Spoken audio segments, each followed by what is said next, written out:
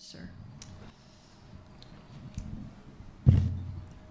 Thank you very much, and it's my pleasure to be with you today to celebrate a city which always rises again like flowers every spring. And so it's really Florence. And like you say, there was a very, very sad moment in '66. And this city, again, was able to overpass the terrible moment thanks to the assistance of people coming from all around the world, the Mad Angels. Among them, many Americans like you. Senator Ted Kennedy was one of them. And we know also the importance in that moment of industry. Because after the loss of many cultural heritage, of many pieces of art, there was the rebirth of a very, very important and old institution, Opificio delle Pietrature, which is now considered one of the most important institutions all over the world in the field of art conservation and restoration. Opificio delle Pietrature was able to restore much of this art, using, of course, not only the artistic knowledge, which is, of course, essential, but also the most advanced techniques and technologies. And to have these techniques and technologies, you need to have industries. And in Florence, these industries have always flourished. It's enough to mention the name of Galileo. Galileo was from Tuscany, not exactly from Florence, but almost. And in Florence, there is one of the most important museums of science and technology, where you can admire, for instance, the instruments it used to observe the universe, and last year was in the International Year of Astronomy. And there are industries which today are continuing to represent excellence all over the world in the field of optic, of precision mechanics. This is to say that you cannot separate art, culture, and industrial production. And when I say industrial production, I say something different from economy at large. Florence has been also, of course, a city of banks. The concept of modern banking actually was born in Tuscany, Siena, Florence, and the Medicis were also a family of bankers, probably the most important bankers all over the world. And in the same time was a city, and is a city, of industrial production. And not only fashion, but also and especially mechanics, for instance. And this is another thing that, of which we have to be aware.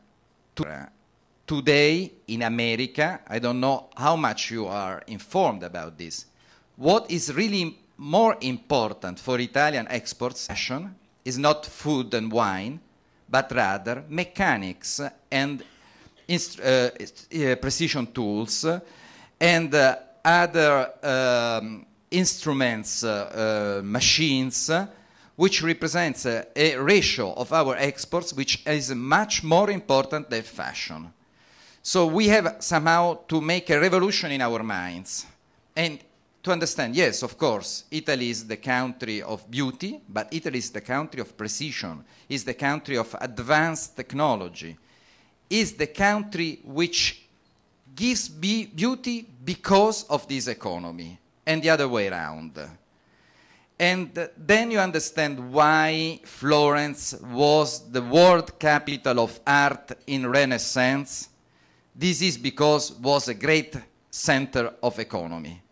And this is what has been understood very well today by all the world capital, starting from New York City, which has so many similarities with Florence, where we have a mayor who always insists on the capacity of attract millions of people, tourists, immigrants, investors, because of the quality of life. And the quality of life is important because of the quality of culture, which is so connected with the results you have in the economy and the other way around. So they are concepts which are mutually reinforcing.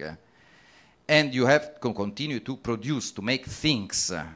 Otherwise, you can be somehow thrown out from financial bubbles or other ephemeral phenomena. And that's why I think that this meeting is very important. Around this culture, art, economy, we have landscape, we have nature, we have environment. This is not only to give a touch of green, but is important to understand the quintessential nature of mankind, of people in the city, which is, like Florence, somehow the birthplace of the concept of humanism. You have to have a 360-degree conception, which includes, of course, landscape, and it's enough to stay in the city of Florence, to go on the hills which surround Florence, to understand how important is this man-created landscape with all its trees and the villas and everything which surrounds the culture of wine, etc., for the quality of life. I think that this will be really a very important initiative, and once again, it's an opportunity to underline the links between America and Florence.